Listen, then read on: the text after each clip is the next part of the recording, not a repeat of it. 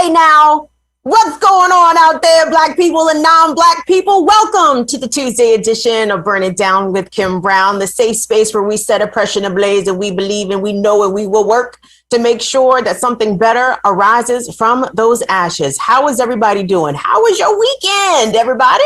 I'm so happy to see all of y'all very specific smiling faces up in the place. What's up, Chuck Diesel? What's up, Latif? What's up, Rain to Sir? What's up, Prince Judas 79? Alicia's in the building. David Silbert in the building. Pimp C, Courtney the SLP is in the building. Good to see all of our people around here checking in, hanging out with us on another edition of the program. Now, guys, I talked a bit about it last week, but if I didn't mention it, it is Leo season, and Leo season means that Kim Brown's birthday is coming up right around the corner, as in literally tomorrow. So what we in the crew, thank you for that today, yes.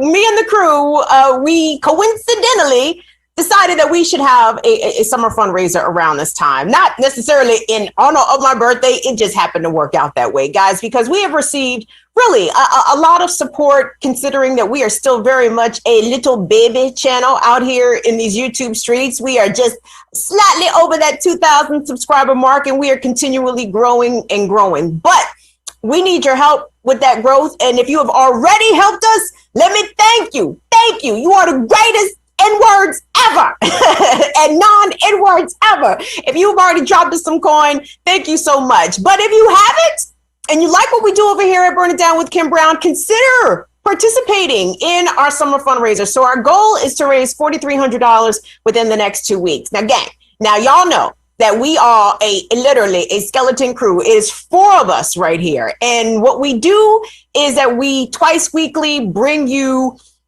unfiltered political analysts. We're looking at all kinds of issues across the leftist spectrum, because we definitely focus on labor here. We focus on Black people's rights, marginalized people's rights, immigrant rights here on Burn It Down with Kim Brown. And we are here to absolutely demystify all that American exceptionalism nonsense. But that takes a tiny bit of American currency, unfortunately, to make that happen. Of course, this is Black woman-led independent media, and this does not happen without your support. So over the next 2 weeks, and let me shout out our patrons already. Y'all already ahead of the game. And if you want to be cool like the Fire Fam on Patreon, just head on over there, man. Patreon.com/BIDWKB if you want to be a continuing member and support us here at the Burn It Down with Kim Brown family. Or if you just got $5 laying around in your checking account and you just want to drop them joints right now, you can do that also.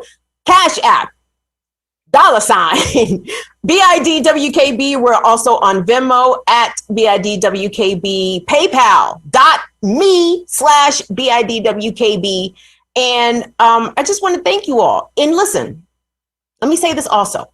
If it is a tight time financially, which I completely understand, you just showing up here is payment enough. That is support enough. If you give us a like, hint, hint, that means a lot also. If you subscribe to this channel already, that means a lot also. So we appreciate any kind of support, free support. But y'all, tragically, we are still in America. We are in the capitalist haven. So that requires some dough too. So if you can help us out during this fundraiser period for the next couple of weeks, we would certainly appreciate it. Brother Tunde, is that you? Yes, it is I. So not to say that we're trying to be fancy or nothing, but we might have ourselves a little fundraiser tracker graphic that I got on the screen right now. Oh, lovely! Saying that we want to see that thing move up, but yeah, we'd like to see that thing move up. So as the fundraising goes on, Molly's going to be updating us with some numbers, and I will be updating the fundraising tracker accordingly. So we might or might not have some fireworks to go along with that a little bit. We're trying to be a little fancy here on BIDWKB. So yeah, so we'll pop that up every now and then once we get some updates. Oh, Courtney, the SLP, what's good, baby? I see you, Sagittarius. We got love for all our fire signs, and thank you for showing your love to your Leos. Thank you very much for that, Tunde, for letting us know that, look at us, we cute over here. Look at us with the cute graphics. Dog, who fucking with us right now? Nobody. It's like I'm just playing. But yeah, y'all. And I see the Cash App going off. What's up, Kevin Thompson? Thank you so, Jesus, Kevin Thompson. Thank y'all. I appreciate the support, gentlemen, ladies, and theys. Honestly, thank you guys, because y'all know I am a grateful bitch. I am not just out here. No, y'all niggas need to run me some money. No, I'm appreciative of whatever you're saying. $2, $200. I am deeply grateful. So thank you all so much. So let us. Oh, look at us. We got some. What's up, Infinite Content? Thank you so much. Throw your $5 in, pimping. And just remember, I ain't got no money for bailing you out of jail this week. That's cool. I intend to stay my black ass out of jail this week. Thank you, Infinite Content. We're not going to turn all the way up for my 43rd birthday on tomorrow. And not enough where I'm going to be locked up and need bail money. But thank you so much for your support, y'all. Let's go ahead and get into this here program, everybody, because the American government is out here just looking terrible. In general, just cause. Alicia, thank you so much, honey. Thank you, darling. Thank you, darling. We have no control over the COVID. COVID is out here letting us know that COVID is out here doing what it wants to do. Proof positive is the Olympics in Tokyo. Now, of course, we can fairly assume that Japan has a far more robust national public healthcare system than us. They have generally handled the pandemic better than us. I know they had some outbreaks. I know, I understand that, but you check that awful scoreboard of United States deaths from COVID versus Japanese deaths from COVID, even accounting for size and whatnot. No, Japan has handled this way better than us, and they're still having a lot of problems. Therefore, ergo, the United States is obviously doing this very bad. Thank you, Anna. Anna, thank you, darling. Thank you guys so much for your support. You guys are the best. So, in true United States fashion, right? Let's do the thing wrong first, fight it, and then eventually we'll do the thing right. So the Centers for Disease Control today held what I would describe, it has to be a closed door press conference, Jean-Vive. Correct me if I have that mistaken. But it was not necessarily something that they streamed to the public and that cameras were rolling. This was a phone call that reporters could dial in and listen to what the CDC had to say. And what the CDC said was very remarkable considering their previous stance on masking. If you have been vaccinated for COVID-19. Now, guys, y'all already know where I stand on this, okay? What do I say? COVID is still out here jumping on people. Vaccinated, not vaccinated. The vaccinated are faring somewhat better, significantly better even, than those who are unvaccinated, but that still doesn't negate the fact that COVID is still out here jumping on people. And what the mainstream media and even some of our health officials have coined this as a pandemic of the unvaccinated, which is horrible phrasing because the pandemic is still very much out here pandemicking. And while the vaccine is mitigating people's symptoms and whether or not they need to be hospitalized, et cetera, we still don't really know what the full long-term effects of the vaccine are. And by effects, I mean efficacy. I ain't one of them anti-vaxxers that think if you get the COVID vaccine, you're going to sprout a tail or some sort of ridiculous nonsense. And hold on, let me shout out Steely Steve, because Steely Steve, I seen you in the comments on a previous video. You said that you are unvaccinated, but you were out here masking. And you know what? If you're going to be unvaccinated, thank you, Steely Steve, for wearing a mask. And let that be a lesson to all the other unvaccinated people. If you're choosing to still be unvaccinated at this point during the pandemic, please, you got to be out here washing your hands and still masking when you are out in public spaces, especially indoor spaces. I mean, aren't you afraid? You're not afraid? I'm terrified of COVID and I've been vaccinated. But the CDC, okay, has said now, reversing their position from May, low these 2 months ago, right? Maybe almost 3. Now they're saying even vaccinated people should be masked indoors. And they have also said that children K through 12 should be wearing masks for this school year. Now, guys, the CDC is supposed to be a national health leader. Well, at least in the case of the kids wearing masks for in-person learning this fall, the CDC is following. The American Pediatric Society, I believe it was, last week, days ago, recommended that all kids be masked when they're inside of public schools. And the CDC did not take that step until now, days later. Thank you guys. Oh my God, hold on. I have to shout out all the money. Oh, where the money reside. Thank you, Chuck Diesel. I keep telling you, you work here, man. You got to stop sending us money. But thank you, Chuck Diesel. Hey, my Leo brother. Thank you so much, Chuck Diesel. Emily, thank you. Are you a new person giving us money? I've not seen your face, know your name before, but thank you so much. We appreciate your support there, Emily. And of course, Anna Hart, wish me happy birthday. Thank you guys.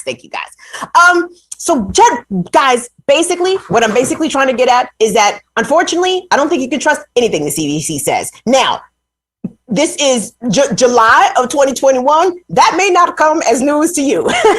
You may have been disregarding the CDC's recommendations for some time. And for that, I can completely understand. But y'all, this makes me most uncomfortable about future pandemics, about the real science. And again, I'm not an anti-vaxxer, but I'm just saying the real science behind the vaccines. Like, for example, so they're trying to get the Pfizer and Moderna vaccines approved for kids under 12. And they were trying to get the emergency approval, I believe, through the FDA. And what the FDA said, nah, dog, you got to take that shit back. Like, we're not giving you this emergency authorization. You need more studies. Y'all should need some more research.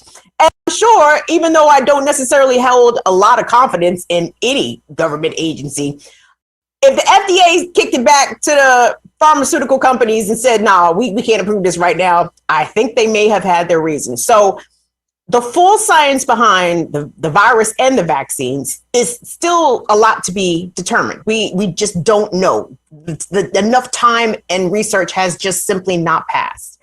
But when y'all, parents, because I know I'm parental age, but I have no children, and I look at my friends who are parents, and I'm like, dog, I don't envy y'all at all for all these decisions that you have to make, and that this capitalist bullshit system is forcing you to make. Because the CDC, part of the reason why they have lost credibility, at least amongst me and probably you as well, is because it was obvious that they were following the government guidelines to reopening, or the government mandates, whether or not that pressure was overt or subversive, but that pressure was coming from the corporate interests, right? Like they needed the slaves back on the plantation field picking cotton.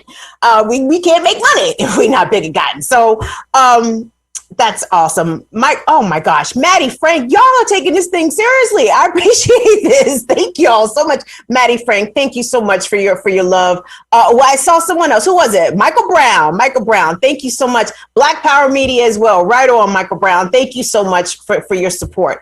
Guys, how much faith y'all got in the CDC? If the CDC flip around and be like, oh, you know what? Okay, we got emergency authorization. I'm just being hypothetical here. We got emergency authorization for a vaccine for kids under 12. You know what? It's fine. If your kid is vaccinated, you can send them back to school. They don't have to wear a mask. Are you actually following what the CDC's recommendations are at this point? Because they have flip-flopped so much that it is the boy who cried wolf. Y'all said it was cool. And the problem is that, y'all, we live in such a country of ignorant people. Like, oh my God, Americans are easily the most ignorant people on earth. I'm pretty sure. There might be a couple countries that might be close second and third, maybe not that close. I'm pretty sure America is the most ignorant by quite a distance. But y'all, all them crazy people had to hear was that the mask mandate was gone. You are never going to be able to get anti-maskers back into masks at this point. It's just not going to happen. These people are fighting stewardesses and stewards on Spirit Airlines because somebody asked them to put on a mask and they didn't feel as though they should be compelled to wear a mask in a public airplane in a pandemic, despite rules and regulations making it so. So where does this leave us? Well, I don't know. It leaves me quite concerned. First and foremostly for y'all's kids. Jenny Joy, thank you so much for your birthday love. That leaves me concerned for y'all kids, and then that leaves me concerned for y'all. Because if y'all kids is in school masked but unvaccinated, well, first of all, that is a mitigation measure, which is, I guess, good. And I hope that even some of these school districts, Pookiewood is in here, and Texas is not the only one, but there have been places that have been like, you know what, we don't think the kids need masks indoors. But at the same time, they claim to be adhering to the CDC recommendations. So this is what the CDC is recommending. Now, I'm curious if a lot of these school districts that reside in low vaccinated areas are going to adhere, for the simple fact that Americans, you know, if they don't want to do something, they don't feel as though anyone can compel them to do it, least of all the government, right? The least respect for the government, even that they respect the government less than us. And I have no respect for the government. Who is this? You guys, this is amazing. Gypsy Mama, thank you so much. Thank you. Tina Lulu Mac, thank you, darling. From a newbie. Thank you, Tina Lulu. And correct me if I'm not saying your name right. I want to say your name right. Thank you so much for your support. And thank you so much for coming on. John Coystar. Hey, man, y'all making it rain. What, y'all, I got to take something off. What's going on? Y'all making me feel as though maybe y'all have a different expectation of me right now. I'm not really sure what to make of it. But listen, guys, let me get on you right here. Texas, thank you, Rain Stood, for your comment. Texas is trying to body our babies, banning schools from masking. Girl, informing of infections or quarantining after exposure, got email proof they are pure evil. And Rain Stood, I know what you're saying is absolutely correct. And I know that there are a lot of other states that are guilty of that are either not reporting when there have been exposures in schools and at present are saying that they are not going to require students to be masked. Y'all, how? Right. I see you, Chuck Diesel. You guys, we are never going to be free of COVID. And the tragic thing is, and I'm going to echo a sentiment that a thought that I read on Twitter. Unfortunately, I cannot attribute the original person. I'm just sharing with y'all. This was not my original thought, but I agreed with the sentiment, is that the United States is going to normalize mass death from COVID the way it has normalized mass death from gun violence, from poverty, from lack of health insurance. Like, we have just come to accept that thousands of people will be murdered in this country every year. We've come to accept that thousands of people who cannot afford insulin or breast cancer screenings or chemotherapy, those people will just simply die. Right? And that is exactly the message that is being sent to us from our leaders, political leaders, business leaders, class leaders, whatever the fuck you want to call them, because they are so determined to get us back to normal. Well, normal is over. Normal is not coming back in the same way. And the new normal is going to be thousands of people dead from COVID every year. Kev Z 24/7, thank you so much. Y'all are funny. Northern Witch, thank you, darling. Thank you so much for, oh my gosh, y'all are so amazing. Thank you guys so much. Statisticians, are y'all keeping track? Because they piling it on in these super chats, man. We're doing good, gang. We're off to a fantastic start. Thank you all so much.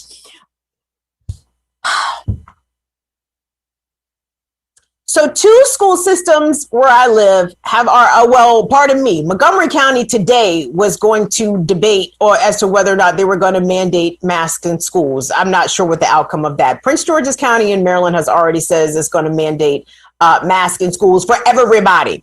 And guys, here's my thing. If the Delta variant or any new remix, because the Delta variant is just the latest remix. Y'all remember the UK variant? They had the Brazil variant. They had a bunch of different remixes. So we've already seen some 2.0s, 3.0s, 4.0s of COVID-19 floating around. So Delta is just the latest. That don't even mean it's the last. There's probably absolutely going to be some new variants and strains forthcoming, right? Are mask mandates going to be reinstated widespread? Because the reason why, like Mitch McConnell, and I even think I saw Ben Shapiro, is imploring people to get, especially their constituents, obviously, to get the vaccination dog, because the Delta variant is jumping on people a lot in states with low vaccination, what happen to be overwhelmingly red states, right?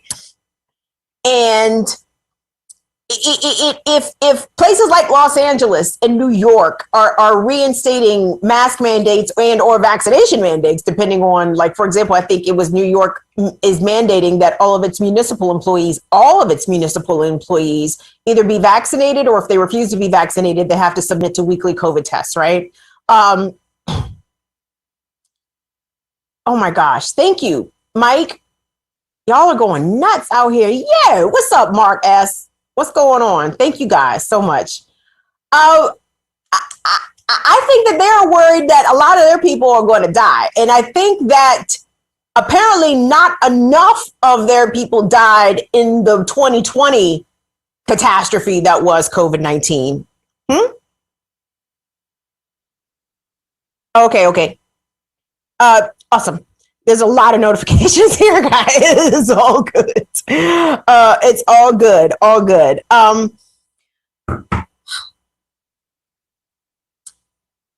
What's worrisome to me is that the variants are going to outsmart the vaccines.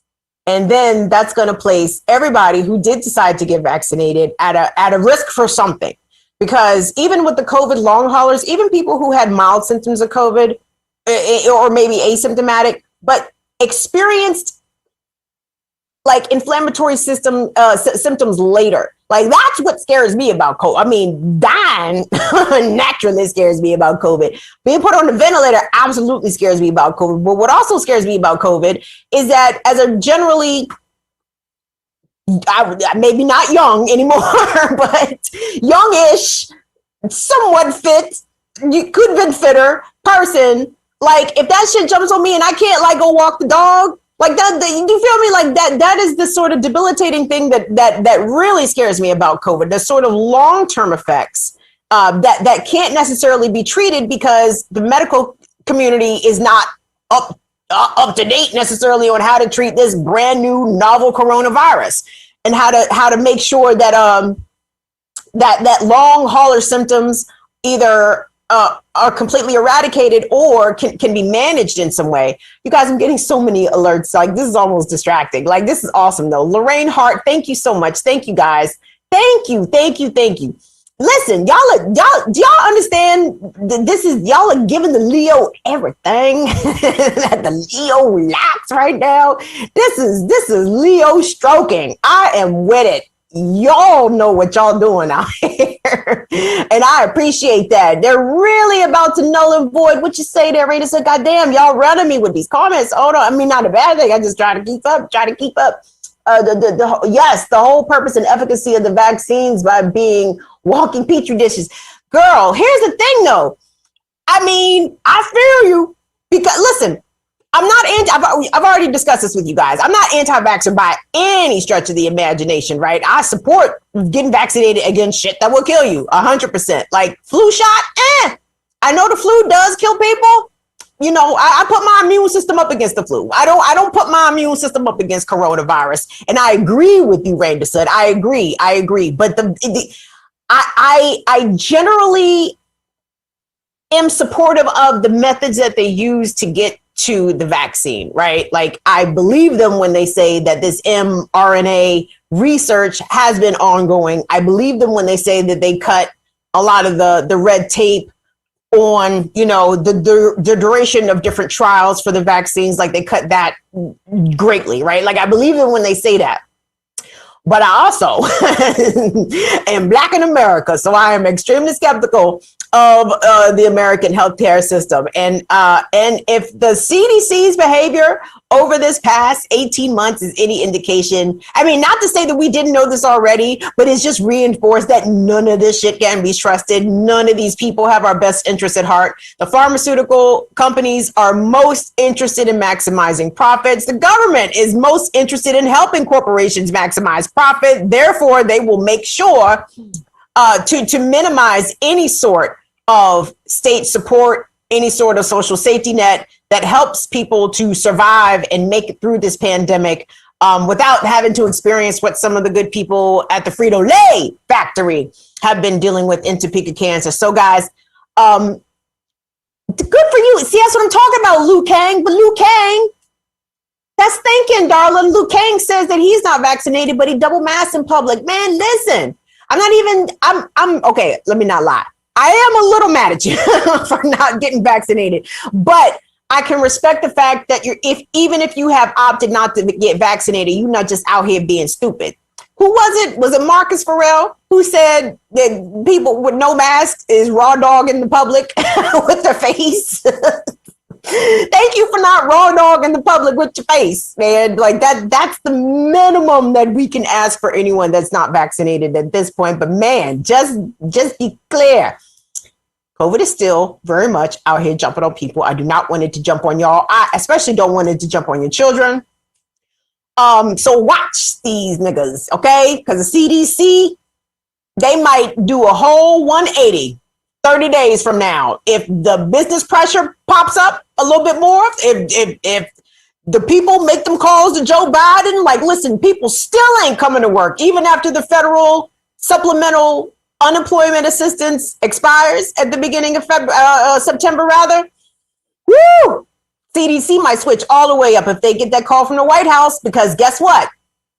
Don't think for a second that the CDC is not subject to political pressure from the Biden White House as it was from the Trump White House. And guys, and if we're keeping it 100%, if we keep it at a whole buck out here, the CDC has always been a political agency. Everything, even I'm thinking back to the HIV/AIDS epidemic, that was very much politicized, right? And I know that even Dr. Fauci has received some criticism belatedly regarding his response to AIDS, HIV/AIDS in the 80s when the epidemic was at its dawn, right? I hate everybody. I hate them all. I hate everybody so bad. But I want us to move on, guys, because we do have some other. What's up? What's up, Tuna? Yeah, right before you move on here, we have some updates. Oh shit! We got updates. Yeah, we got an update on a little drive thing we got going here. Oh, y'all are rolling out here. Yeah, let me see if I can hook this up real quick. Let's pop that up on the screen. Let's get our fireworks in there. We are currently up to 319.98. And that's just through YouTube. So shout out to everybody on YouTube doing their thing right now. You guys are crushing it. And we very much appreciate it. So yeah, let me go ahead and. I know we got some cash apps too. Kevin Thomas. Kevin Thomas had already shouted him out. Alicia, did you double dip over here? Did you send cash app and super chat? What's going on? But thank you guys. Y'all just reining it in. O'Keefe Booth. Am I saying your name right, honey? If I'm not, feel free to you can collect me too, but correct me. How fucking dare you? Just playing. Happy born day. Yo, my birthday is tomorrow, gang. Moon meat. Thank you so much for that. Appreciate that. And don't tell the fellas over there at Black Power Media, but I'm a Leo it up tomorrow morning. It's going to be a Leo affair on the Remix Morning Show, Black Power Media, 8 a.m. Eastern. Get in to set a notification. Don't forget. Right. We were moving on. Tunde, thank you so much for that update, guys. Thank you to everybody that's hitting us up on Cash App. I know we have somebody that sent us something on PayPal too. I'm gonna check that momentarily just so I can get your name, but I gotta keep this program moving, guys. So okay, let's go here then. Let's slide on into B1. So I have some updates for you, right? Wanted to update on the Frito-Lay strike. There's a new strike. Well, it's not new. It's actually been happening for several weeks now. The coal miners have been striking in Alabama, but they have an action planned in New York City tomorrow that I want to tell you about. But first and foremostly, we're going to start in Buffalo, New York, right? Where our sister, our socialist sister stunner up there, India Walton. India Walton has been out here campaigning, you guys. She won the Democratic primary. But if you've been following Ben Dixon's show, Ben Dixon's been covering this quite a bit, that the current sitting mayor of Buffalo, Mayor Brown, Alabama, a Democrat, a Cuomo crony, no less. He is now mounting a write-in challenge to India Walton for the general election. And something else has come up, by the way. So Buffalo, which I did not know, does not have a city council. They have a common council. So I guess they just got cute with it. But in this session of the common council, and shout out to math activists for sending me this on social media, because I saw this. I'm like, the fuck? According to the Buffalo News, the common council, the city council, has been researching a form of governance that replaces the mayor. Now, guys, the current mayor of Buffalo, like I said, Mayor Brown, I believe has been the mayor for 16 years. He's been the mayor for a long time. Longtime Democrat. Isn't it interesting and not coincidental at all that the moment a Black woman socialist wins the Democratic primary, basically paving the way for her to become Buffalo's next mayor, all of a sudden, the Common Council wants to probe the idea of removing the mayor's office, in effect. What they want to do, at least what they're talking about doing, would be to replace the office of the mayor with a city manager system. Did Flint, Michigan, red flags and alarm bells go off in everybody's head when I just said city manager system? And I know that Flint is not the only municipality that has to endure that system of governance, because basically the city manager is selected by the city council, the common council, as it were, in Buffalo. So the city manager would sort of report to the city council, the common council, but the Bama is 100% unelected and gets to make a lot of decisions. And I don't think it's not a coincidence that the Buffalo Common Council is broaching this idea of eliminating the mayor's office as a Black woman is poised to become the next mayor, and not just any Black woman, a Democratic Socialist Black woman. Now, India Walton, from the latest polls, I believe is still doing very well. And I'm hoping that these attempts to undermine her, to usurp her in a way, because should she win, and if the Common Council of Buffalo decides to go in this direction of a city manager, now this is not something that they would actually be able to institute this year. I believe it would have to go to a referendum. Like they'd have to put it on the ballot somehow. And while that would not happen this year, if she won, they're going to find a way to get that on the ballot quick, fast, and in a hurry. And what you're going to see, should that happen, is the same thing that you're seeing happening to Nina Turner right now in her race for Ohio's 11th congressional district. The Democrats are pouring money into Ohio to try to defeat Nina. The Democratic establishment does not like this shit. What do you mean these radical Black women are actually out here being competitive? Fucking around winning races, fucking around and defeating establishment Black Democrats, the good old respectable Blacks. Democrat National Party does not want that at all. The DNC is like, oh, Jesus, please help. Send help, George Soros. Please keep these bitches out of here. But that move that is being proposed in Buffalo would be a son bitch. You're going to flip the whole style of management for the city of Buffalo. And let me be clear. Thank you, Natalie. Oh my gosh. Thank you so much, darling. Thank you guys. I love that y'all showing Leo some love. Don't y'all know? What's up, Jamila? Thank you, darling, for that Cash App. You guys are amazing. Thank you all. Thank you all. I even try to take out a lot of my twists for y'all today. Wait. I would be real trifling if I turned around and showed y'all the back of my head and it's all platted up. But that's okay. Just take my word for it. If India Walton becomes the next mayor of Baltimore, Lord have mercy, please, India Walton, you can move to Baltimore, actually. I think Baltimore could use a Democratic Socialist mayor. That would be a welcome change for Baltimore. But if India Walton becomes the next mayor of Buffalo, New York, I believe Buffalo is New York's second or third largest city. Buffalo, New York has experienced a significant population decrease over the past 20 or so years, has experienced an increase in its poverty.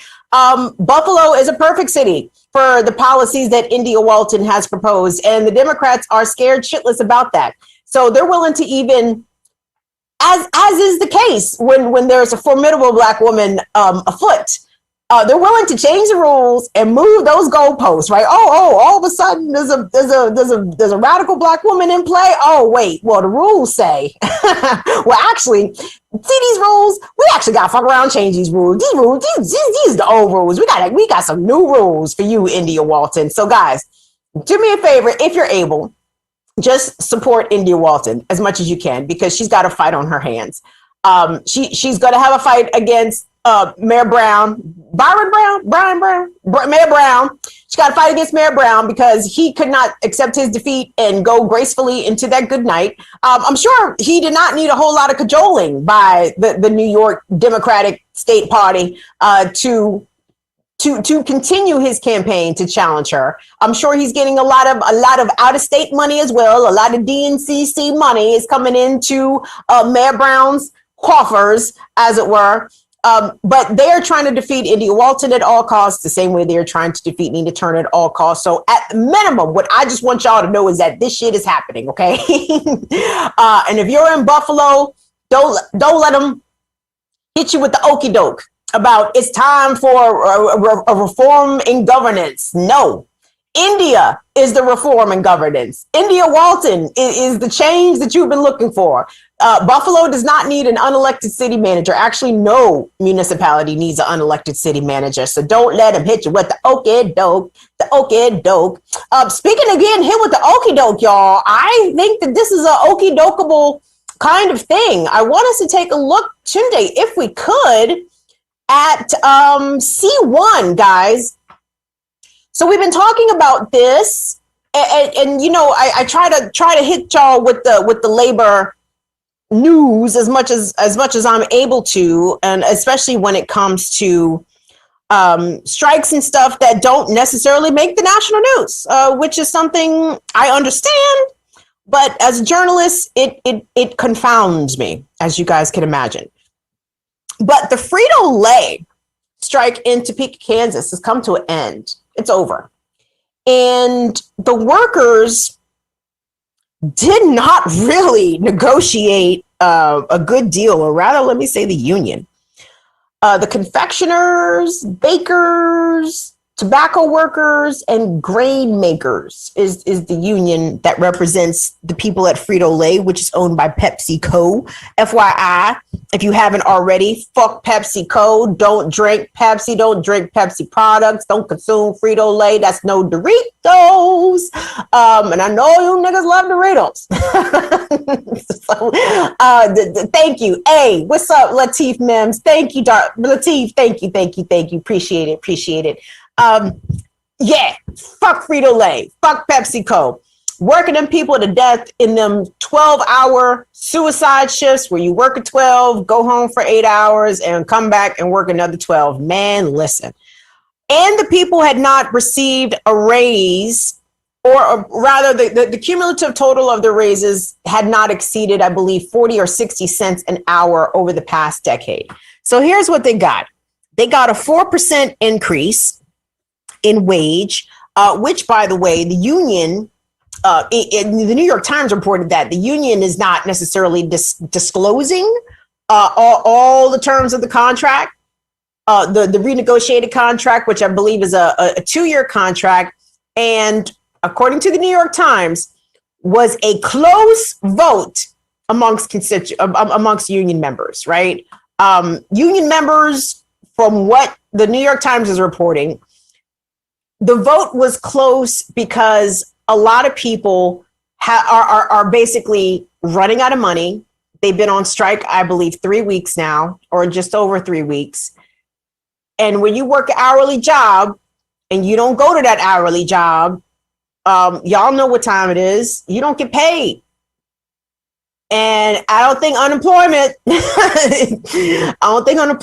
is showing up or kicking out if you on strike. Unemployment, to tell you, that's a personal problem.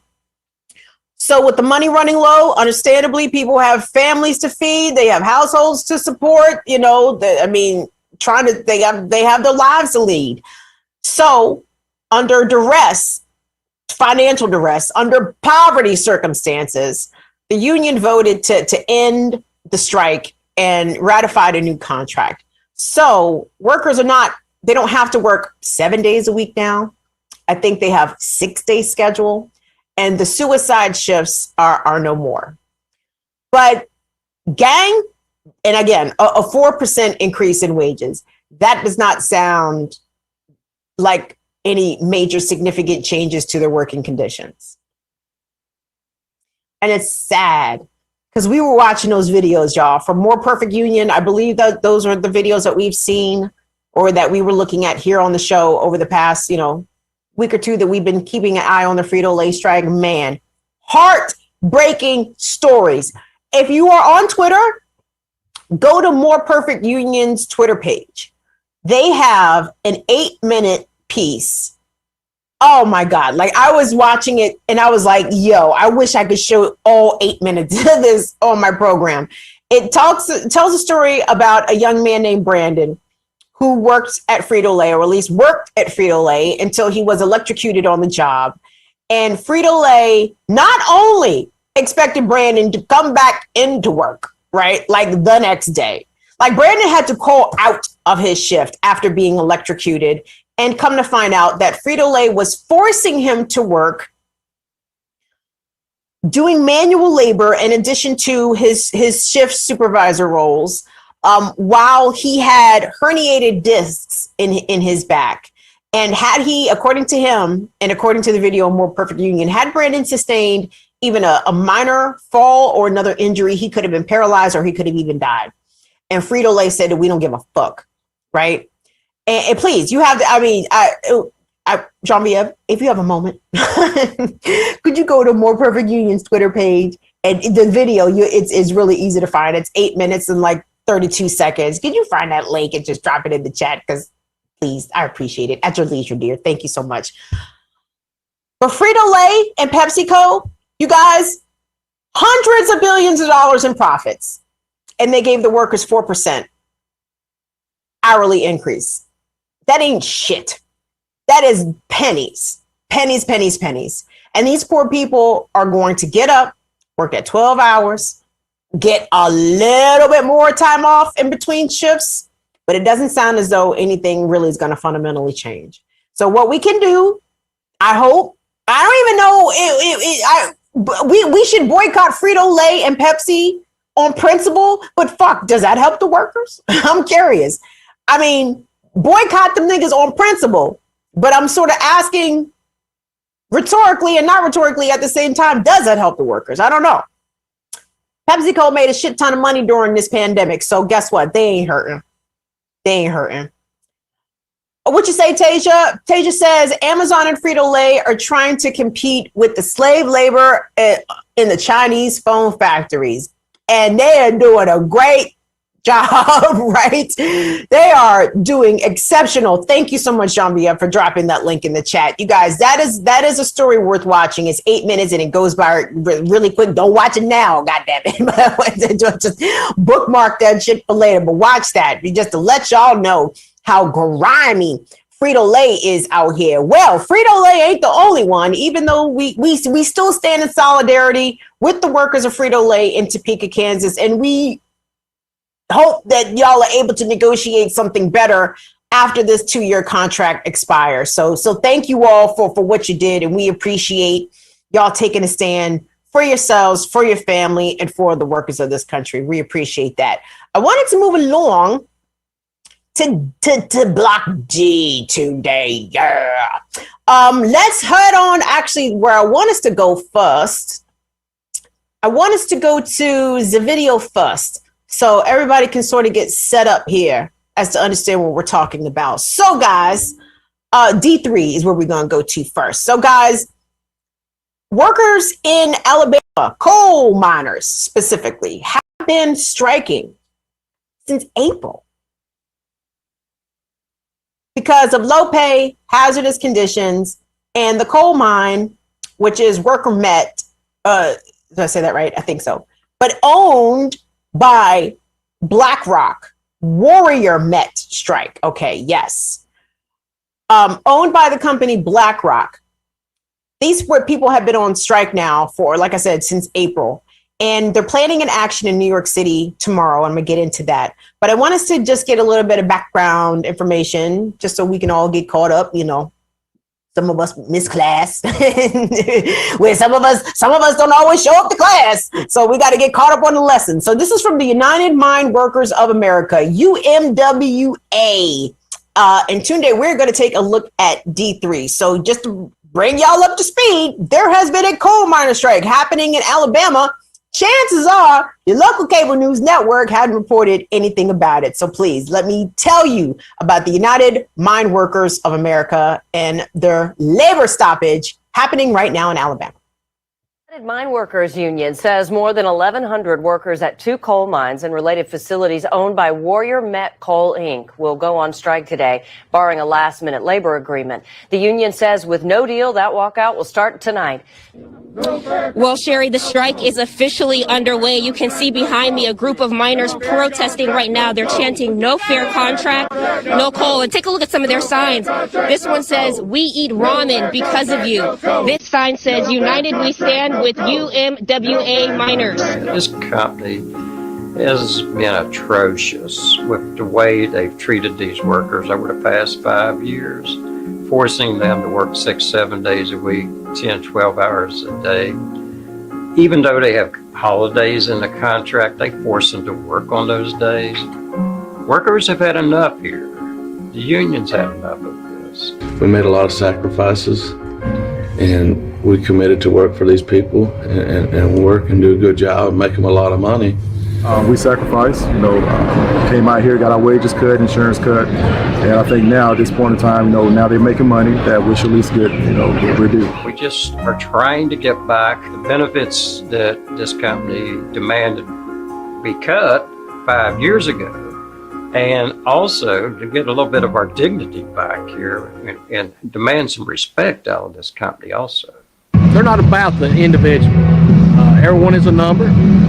They're corporate in the corporate scheme. You and me do not matter. You overwork, they don't show no type of appreciation for the job that you perform for them, They came in with an iron fist, with the intimidation, the disrespect, talking to you any kind of way. The workers have been terrific on the picket lines. They've been at our rallies every Wednesday night for their families. They've been to New York to try to deal with the head of the snake here, as I put it. And these people have stood up, their families have stood up. When you strike, it's just not the miners on strike, it's the families are on strike. Some of the wives and family members have come out and formed an auxiliary to help support the strike. You see children out at our rallies every Wednesday night.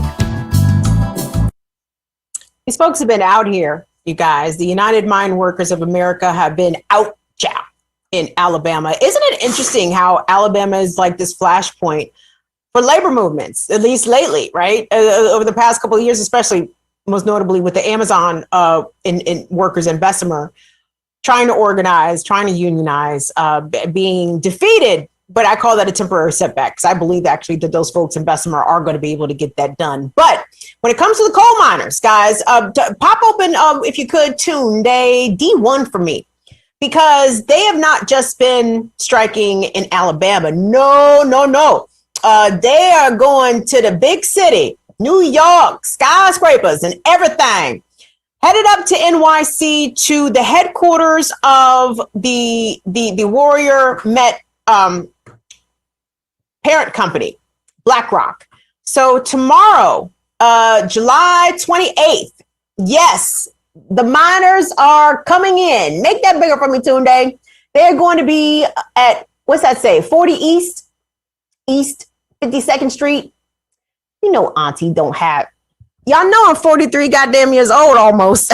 You know, I need reading glasses. Thank you, sir. Jesus, for the love of God, be nice to old people out here, Tunde. Join striking Warrior Met miners as they fight for fairness, y'all. They are going to the BlackRock headquarters, 40 East 52nd Street, New York, New York. If you're around town, show up. July 28th, that is tomorrow, Wednesday morning from 9 to noon. From what labor reporter Kim Kelly has indicated, and I think labor reporter Steve Greenhouse, it is both of those fine journalists on Twitter, have indicated that they are expecting 1,000 people to show up at BlackRock headquarters tomorrow in New York. I hope, please do me a favor.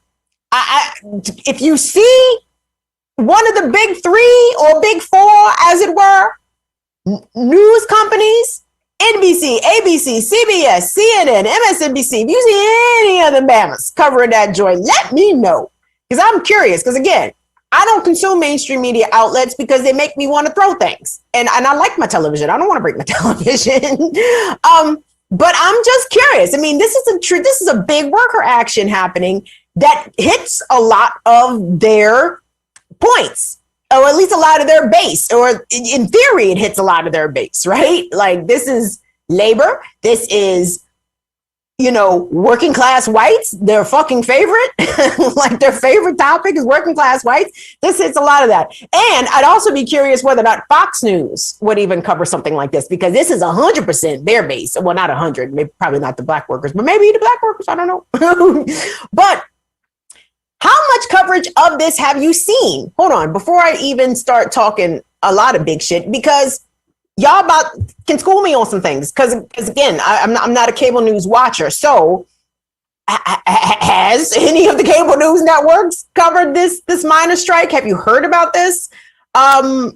Besides hearing it perhaps from lefty YouTubers or hearing it on social media, have you seen it? Yeah. Okay. Yes. Okay. No, it's a no. I'm gonna have to say no. Fox News to coal miners. Shut up and dig. Yes. Facts, Liu Kang. And y'all don't watch the cable news either. Well, God damn it, then we are in proper company. Then carry on as you were. But Steve Greenhouse had checked this out. Pop up D2 if you could for me today. On this Medium post, more than 1,000 coal miners have been on strike since April 1st in Alabama, and the three major cable news networks, CNN, MSNBC, and Fox News, have not devoted a single word to the strike against Warrior Met, and that was as of maybe a week ago. And these people have been on strike since April. Mainstream media, regardless of whatever they claim their political slant is, their political slant is capitalism, okay? There is no, yes.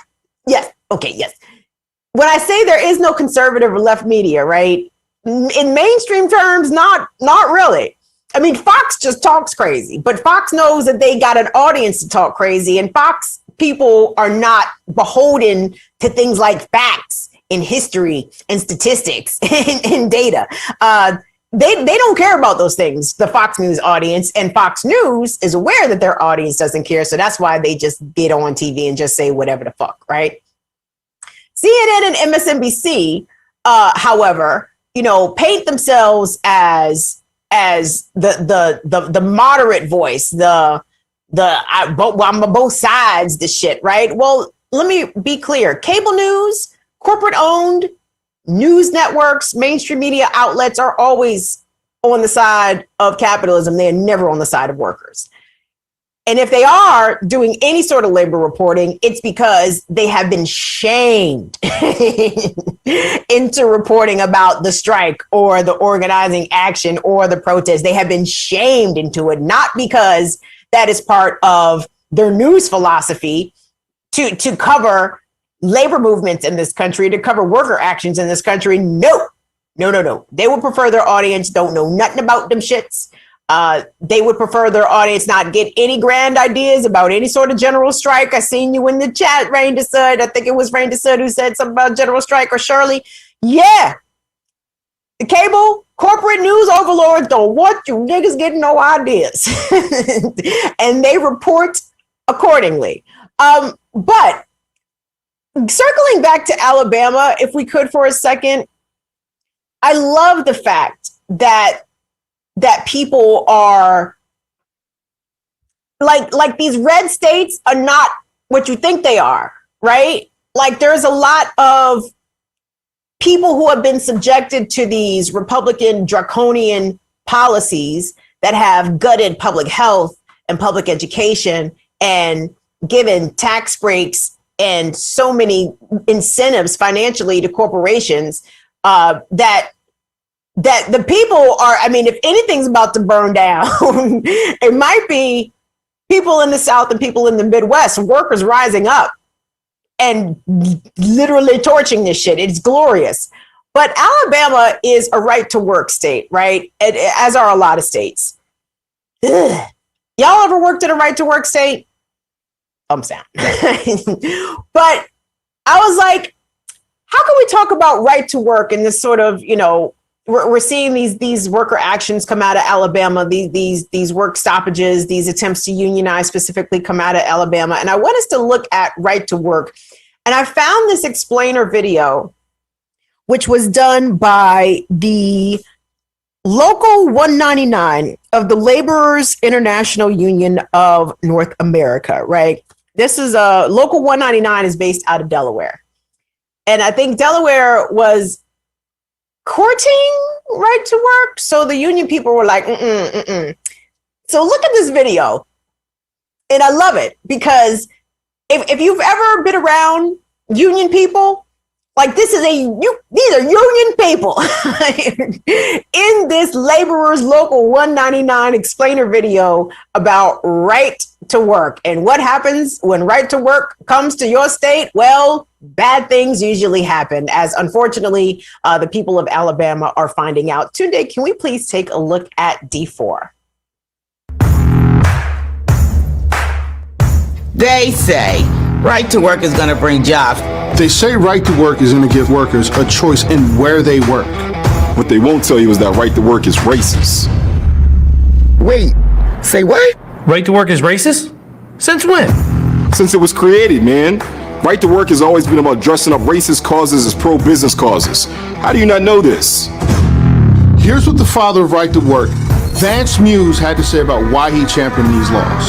From now on, white women and white men will be forced into organizations with black African apes whom they will have to call brother or lose their jobs. He did not say that. Girl, he absolutely did. Vance Muse was against women's suffrage, against child labor laws, against the 8-hour workday, and against most of the programs in the New Deal that helped end the Great Depression. But I thought... Wait, I'm not done. Wait, there's more? Unfortunately, this motherfucker also created a union-busting outfit called the Christian American Association that worked hand in hand with the Texas KKK to break up unions and terrorize minorities. Right to work laws rob us workers of our powers and rights. But you don't have to take my word for it. We must guard against being fooled by false slogans such as right to work. It is a law to rob us of our civil rights and job rights. Wherever these laws have been passed, wages are lower, job opportunities are fewer, and there are no civil rights. We do not intend to let them do this to us. We demand this fraud be stopped. So this isn't about job creation at all, is it? No. Take a look at the facts. In states where right-to-work laws are on the books, the average construction worker makes 14% less a year. And that's if you're a white male. If you're a woman, you make 23% less. And if you're black or Hispanic, well, get ready to make 33% less under right to work. Man, that's some bull. Shout out Delaware. What's up, laborers, local 199? Tell you just exactly how it is. Now, the only issue I necessarily take with some of the information presented is that, you know, when we're talking about unions in the early formation of unions in this country, unions were extremely hostile to Black Americans. They were extremely hostile to Black workers. So I don't want us to just yada yada over that and romanticize that, oh, yes, unions were all inclusive and let niggas in too. No. the unions did they base to keep niggas out for a very, very good long time. But the niggas is in there now. Pardon my language. No, I ain't got part of my language. Y'all know where y'all at. Y'all already know what time this is. That was a glorious little explainer. But yeah, so right on to you if you work in a right to work state. And who said it in the chat? Your right to work is your right to work for less. And I hope that we see more of this, like more strikes, more actions, more labor stoppages, because this cannot continue. When you look at the policies of a state like Alabama, I mean, it is literally grinding the people into the ground, right? The wealth gap in Alabamans, especially along racial lines, the lack of resources, the seemingly like undesire to acquire more resources. Like Alabama is one of the states that turned down the federal unemployment insurance supplement to the tune of, $300 a week. I mean, that was hundreds of millions of dollars that they intentionally cut their nose off to spite their face because Joe Biden is paying people to stay at home. No, Joe Biden was actually, fuck Joe Biden, but Joe Biden is paying people to not only stay afloat, but help stimulate the economy. Like, if unemployment covered your rent and the federal unemployment supplemental insurance was bonus for you, chances are you went out and spent that, thereby stimulating the economy, thereby helping out local businesses. But I hate this country, guys, because if there is a right way to do something, America is determined to do it the wrong way.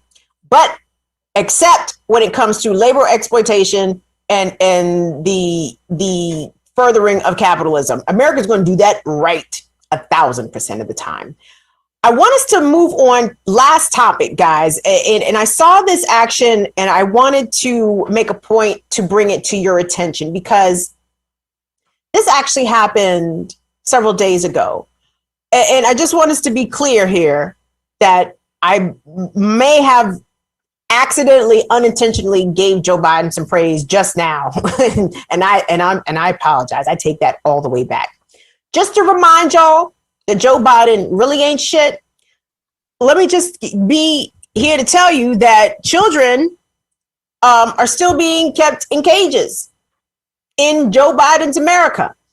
If you think that Joe Biden opened the cages for kids that are being detained, who are undocumented, who are being picked up at the border, no. Joe Biden still has the kids in cages. And there have been actions in New Jersey that I have been watching for a while that I am actually, I'm so like buoyed by it. I keep saying buoyed, like buoyed is one of my words here. One of my big words that I like to overuse from time to time. But there is a group called Never Again Action. Yes.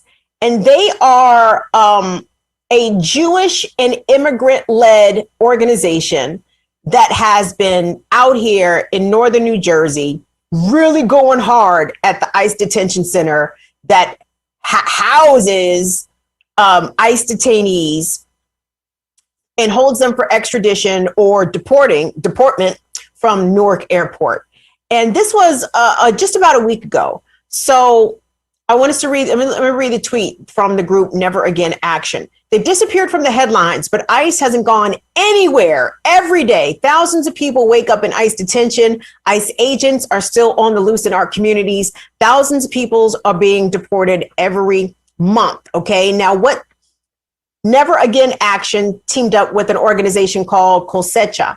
Cosecha immigrant activists and allies are blockading the unmarked ICE black site in New Jersey, blocking all deportation vans from reaching Newark Airport. Hidden in plain sight, ICE continues to terrorize 11 million people without papers, and they won't stop until Joe Biden acts. So just to remind y'all what kind of monster Joe Biden is, in addition to him bombing Somalia, Afghanistan, talking shit, trying to embolden the overthrow of the Cuban communist government, trying to engage in regime change, which is the Democrats' favorite shit to do. Lest we be reminded that Joe Biden, like his predecessor, Donald Trump, like Trump's predecessor, Barack Obama, is keeping people detained and their families don't know where they are, and they're at risk of being deported. Check out this video, these two videos from Never Again Action.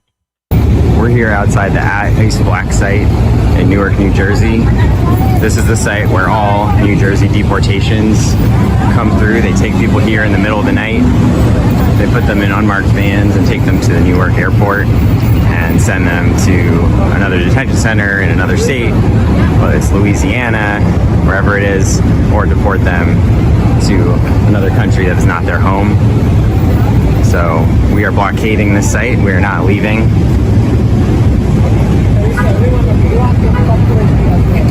The people in this facility need to be released, not just transferred to another detention center. Rise up, my people, my condors, my eagles. No human being can ever be illegal. No human being can ever be illegal.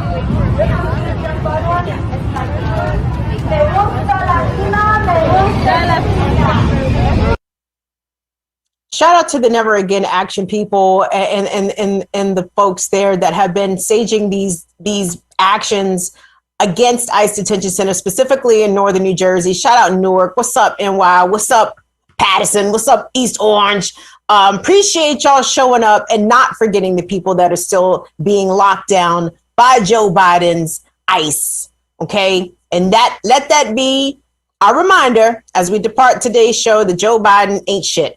And we'll be periodically reminded, y'all, that Joe Biden very, very, very clearly ain't shit. And listen, remind any liberal that had any smoke about kids in cages under Trump, I tell them liberals that they need to have that same damn energy for Jim Crow Joe Biden, right? If we're supposed to be pushing Biden to the left, well, this ain't lefty at all, now is it?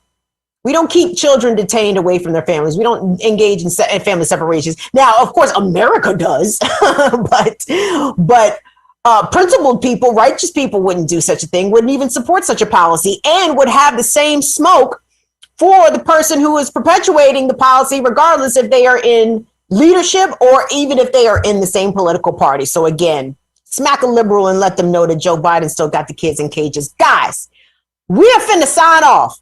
But you guys rocked out with your cocks out today on the fundraising. Melissa, whoa. Judy, do you have an update? Can I shout out some cash apps real quick? Because people broke us off. Melissa S. Thank you, Melissa S. for your support. Celeste, thank you so much for your continuing support, hon. Thank you so much for that. And Natalie, I thank you. Jamila Blake. I'm sorry, Jamila. Well, there's a lot of Jamila Blakes. I'm gonna shut up. Natalie, Alicia, Kevin, and Black Magic. That's from last week. Oh, this is from today, Black Magic? Even if it's not from today, Black Magic, thank you so much for your constant support. Thank you so much. Thank you so much for that. Do we have an update today in Mali? We absolutely do. Where were those shout outs? Where are they from? CashApp. Cash App. Okay, I got you. Okay, I think we got all those. Currently, do you know what PayPal or Venmo looks like right now? Let me look, guys, and let me just be clear. We know that y'all have, like, some of y'all have been supporting us, but we have not. I have not experienced this. Like, let me just be clear. Like, this is unusual. Woo! Oh, okay. I don't think there's anything on Venmo. Nope. No action on Venmo. But that's fine with me. I mean, we got plenty of action today, baby. We ain't got to get action everywhere. Can I get a hell yeah? I don't see anything. We did get one $10 donation from PayPal, but it did not give me the person's name in the email. So I'm sorry, I can't. I will shout you out on Friday, whomever it was. Perfect. So what that actually does is it brings our grand total today to just under 10% of what our goal is. So we're about we're about 10% there for our goal. So it was a hell of a day. Let me get our graphic back on screen here. Woo! So I'll bump that up a little bit more. We about to pop some ginger ale. Sorry. Fireworks in here. Our fireworks are working. We can get some, all right. Look at that. Some air. You guys are mad dope, man. This is amazing. You know, to be a part of something from kind of a grassroots standpoint where, there are a lot of people who, have campaigns and things like that say, oh, we're doing it, $10 at a time or whatever the case is, but then they'll go out and take like thousands of dollars from whoever, right? We're legit doing it with small dollar donations. That's how we're keeping the fire lit here at Burn It Down. So we appreciate you guys immensely. And just remember, so we're doing 43 for 43, right? So Kim, we're wait, did you already reveal that, or did I let that out? I know I did. I did reveal it. I revealed it, guys. Y'all know how old I am. God damn it. I don't run from my age. You know why? Because for one, any of the young ladies that are in your 20s and 30s, fear not. You have nothing to fear from being 40 and over, because guess what, bitch? We still fly at 40. Let me start there. And second, my 40 is not my mother's 40. My mother's 40 was not my grandmother's 40. So like we young and we old out here at the same time. I'm sorry, Tunde, you were saying. Yeah, I was saying actually we just got some updated figures here. Look at that. Things. Look at the flame emojis. Oh, it's so beautiful. It looks like the chat is ablaze. That warms my heart. Toby Swoley, thank you so much for your support. Thank you so much, Microsoft World Technical Support. Tasia, thank you so much. You guys are wonderful. Torches and pitchforks, what's happening? And when y'all see Pookie Wood black ass, y'all tell Pookie Wood that Pookie Wood need to you need to be punctual in here on this chat. Pookie Wood, I'm talking to you. What's up, Tony? What we got? So we got some updated totals from Cash App, so that pushed us about 12% of our total. So amazing. We are well on our way, ladies and gentlemen.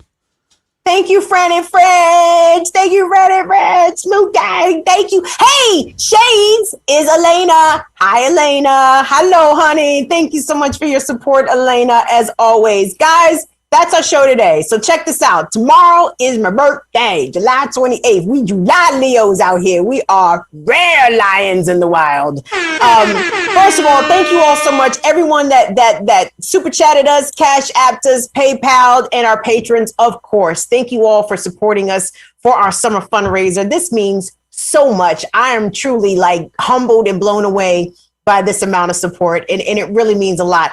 And listen, y'all remember what was that? It was first Kanye's album. What's the name of the first Kanye album today? I'm sorry. Late registration. No. What is it?